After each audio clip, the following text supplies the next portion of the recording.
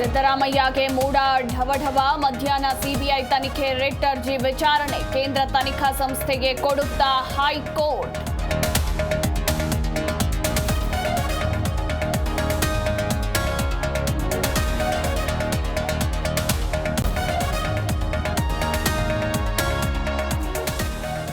ಬಿಜೆಪಿಯಲ್ಲಿ ನಿಲ್ಲದ Yatnal versus Vijayendra fight. BJP Vijayendra ಟೀಮ್ನಿಂದ ಅಧಿಕೃತ ಪ್ರವಾಸ, 3 ದಿನ 3 ತಂಡಗಳು ಟೂರ್.